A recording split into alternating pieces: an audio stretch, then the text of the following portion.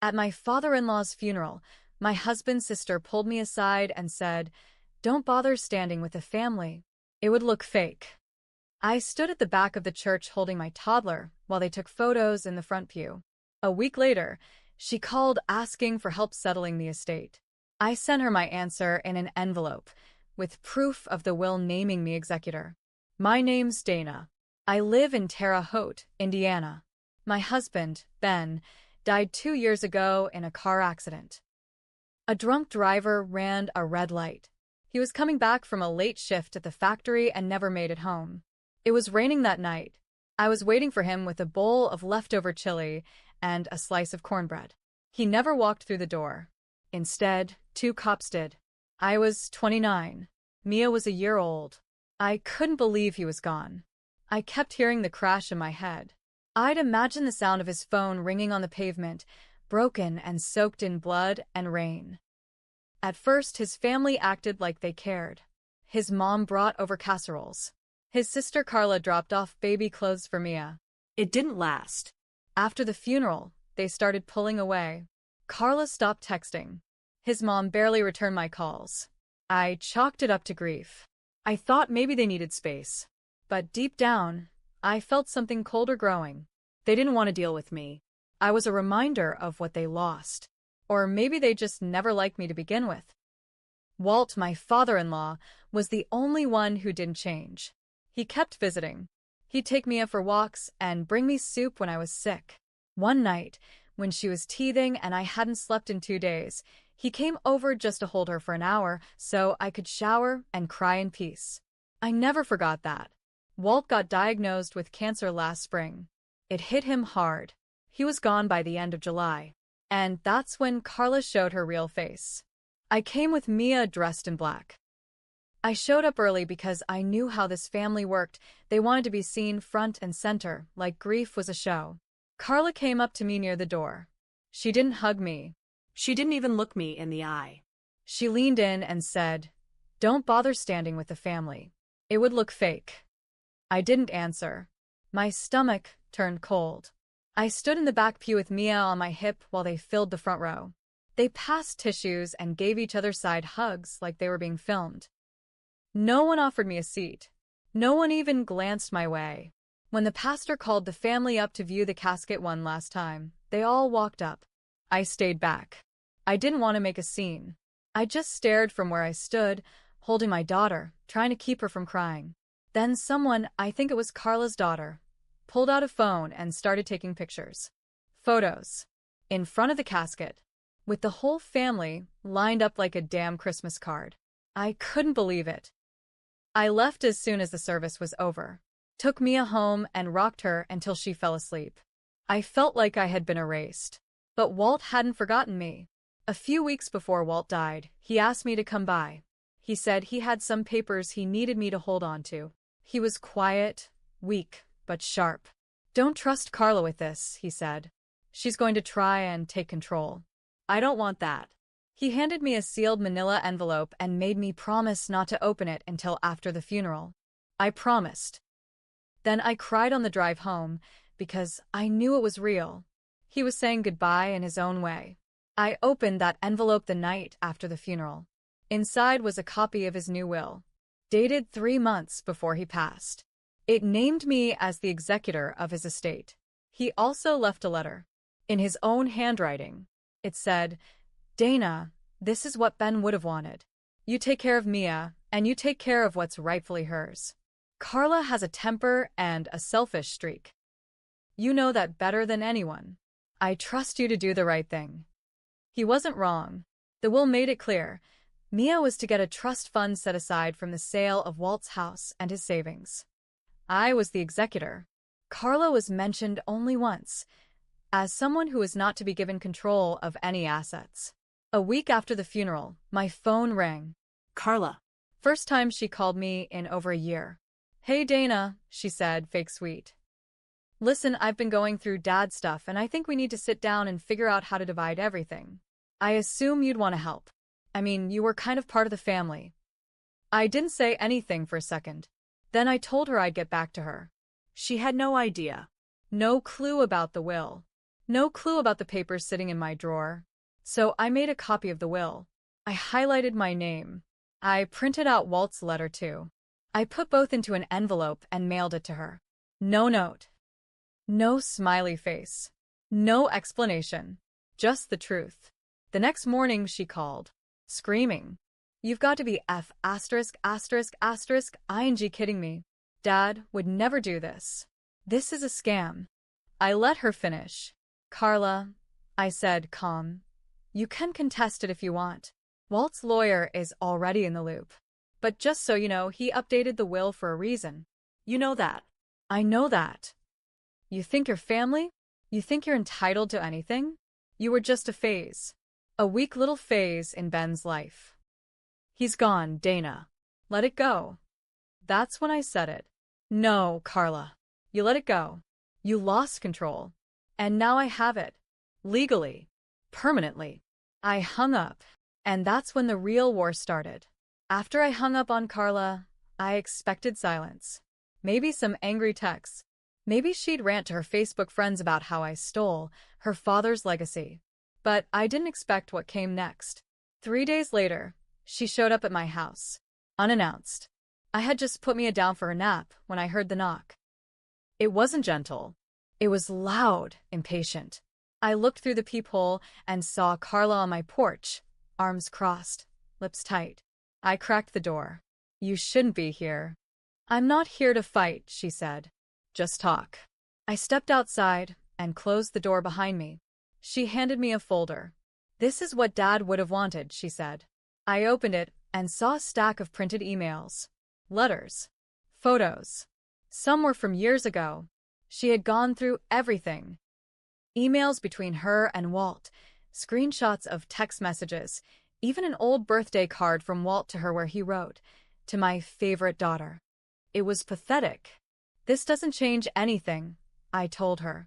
"The will is legal. I've spoken with his lawyer.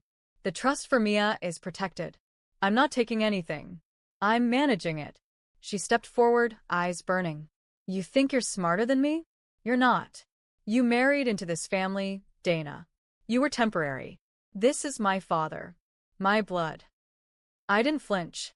Walt trusted me with his final wishes.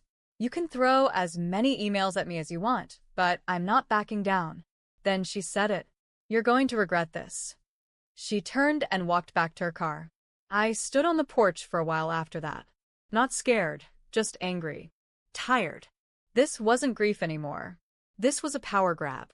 A week later, I got a notice from the county clerk. Carla had filed a motion to challenge the will. She hired a lawyer in Indy. She claimed Walt had been manipulated, that I coerced him while he was on medication, that I pressured him into naming me executor. The lawyer she hired was aggressive. Sent me a letter demanding full disclosure of all financial documents. Claimed Mia's trust fund was unjustified. They wanted me removed as executor and the estate handed over to Carla. I called Walt's lawyer, an old guy named Howard Dempsey. He'd been handling the family's legal stuff for years. He was already expecting it. "She's bluffing," he said, "but it's going to cost her. And it's going to cost you if we let this drag out." I didn't have money for a long fight. I worked at the school cafeteria part-time. I had no backup, but I wasn't about to roll over either. So I did something Carla would never expect. I went digging. Walt kept a box of documents in his attic. He called it his "oh shit" box. He told me once if anything ever happened, that box had everything someone would need to know the truth. I called his old neighbor, who still had the house keys. Asked if I could look through some of Walt's things. She agreed. Said Carla had already been by, grabbing stuff in garbage bags. Figures. I went up to the attic, found the box under a tarp. It was full, letters, receipts, handwritten notes. But what caught my eye was a manila folder labeled Carla, Private Loans. Inside were copies of checks, bank transfers, even IOUs in Carla's handwriting. She had borrowed over $47,000 from Walt in the last 8 years. Not a dime had been paid back. But it was the notes that mattered. One, dated just last year, said, "Loan number 6, $10,000 for Greg's DUI lawyer." She swore she'd repay. Told her it was the last time. She's lying again. I scanned everything. Took photos. Made copies. I called Howard and told him what I found. That'll do, he said. Let's see how she feels once we bring that to court. Before we could even file a response, Carla made her next move. She didn't back down. She doubled down. One morning, I dropped Mia off at daycare and came home to find a yellow notice taped to my front door. It was from Child Protective Services. I stood there, staring at it. My hands were shaking. It said someone had filed an anonymous report. The complaint claimed that Mia was living in an unsafe environment, that she was often left alone, and that the mother appears mentally unstable and overwhelmed. I knew exactly who sent it. The CPS visit was scheduled for the next day. I had to spend the entire night cleaning every corner of my house, digging up Mia's medical records, lining up texts from her pediatrician, even printing out my work schedule to prove I was never leaving her alone. My friend Angela, who worked at the school with me, agreed to be a witness if needed. When the caseworker showed up, I was ready. She looked around, saw a safe, clean house, a stocked fridge, toys everywhere. She asked questions. I answered everything calmly. I even showed her the paperwork from the estate. By the time she left, she looked almost embarrassed. This doesn't look like a legitimate concern, she said. But we have to investigate every report. I nodded and smiled. But inside, I was boiling. Carla had gone too far. I called Howard. I want to go public, I said. You mean file? He asked. No. I mean expose her. He was quiet for a moment. You sure you want to take it there? She tried to take my kid from me. He sighed. All right then. We'll do it. We filed a formal complaint with the probate court, not just defending my role as executor, but attaching the proof of Carla's unpaid loans and the forged repayment notes. That was the twist. One of the IOUs looked like it had been backdated, but the bank account on it didn't exist until a year later. Howard brought in a forensic document analyst. Within a week, we had enough evidence to allege fraud. Now she was under scrutiny. But I wasn't done. The court filing became public. And once it did, people started talking. Ben's cousins, neighbors, even Carla's own aunt reached out to me. She left a voicemail saying, I always knew that girl would screw up the family one day. Glad someone's finally standing up to her. Carla's image started to crack. Then I got a call from someone I didn't expect, Carla's husband, Greg. He sounded tired, beaten. I didn't know she went after you like that, he said. I thought it was just about the will. I didn't know she filed CPS. That's messed up. I didn't know whether to believe him. But he kept talking. She's losing it, Dana.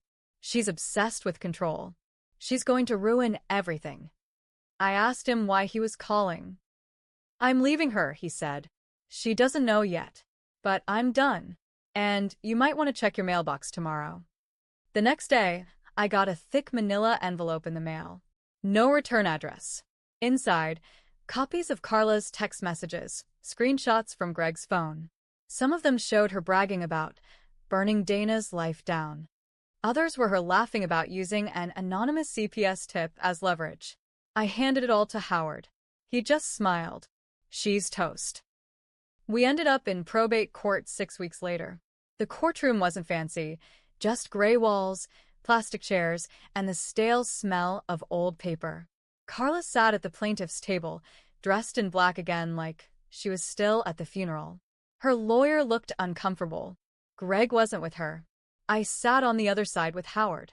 I had Mia's daycare teacher, my boss from the school, and a folder full of evidence.